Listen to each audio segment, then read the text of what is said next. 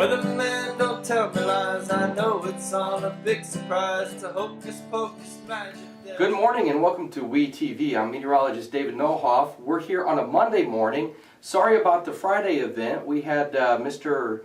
Donnie Mitchell on board last Friday, a great person to recover the forecast when we need him to. He did a great job. He predicted very well. We did end up having a great weekend this weekend for the most part. But last week, let's go back to that. What happened? We had several weak disturbances that moved across a good portion of Texas, and then a big upper low ended up going across the northern part of Texas on Wednesday. We got our best rain on the Wednesday time frame across the Texas Hill Country, anywhere in general from about 1/4 of an inch to 1/2 inch. There were some isolated higher amounts where some stronger thunderstorm cells had to develop. But overall, it was a very good rainfall event, and parts of deep South Texas along the border had very strong thunderstorms, several day events actually. And so some good rainfall fell over the Rio Grande River Valley. It's good to see rainfall down in that part of Texas because they've been needing the rainfall as well. High temperatures primarily in the 70s and 80s, and lows were in the 50s and 60s. It did end up getting into the upper 80s towards the end of last week. So a nice week overall, a few days of foggy weather in the morning hours, and overall, again, nice rainfall pattern. Let's see what we have in store for the rest of this week, Monday through Friday. Channel's right, so why do you put up the fight? Go ahead and steal your stuff.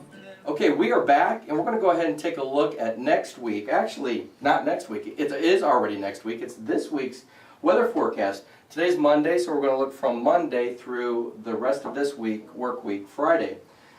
The main weather system is going to come across tonight. A big upper level low system is going to be moving north across the very northern portion of Texas and then into the Midwest Monday and Tuesday time frame.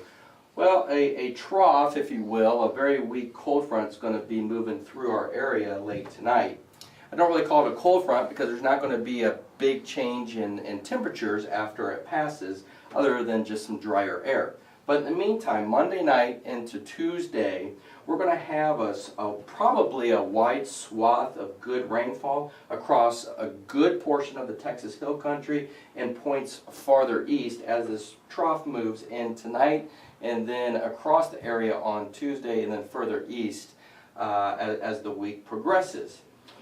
In general, we're looking at rainfall totals across our part of the hill country are less than an inch. I think some areas could receive some higher amounts with the stronger storms, and with the stronger storms could come some very strong and big hail, severe weather, damaging winds. We're just not for sure exactly where it's going to set up. One model is saying the severe weather is going to set up in the far central portion of the Texas Hill Country, and another model is saying more eastern. So it's somewhat questionable tonight where exactly the worst weather is going to occur.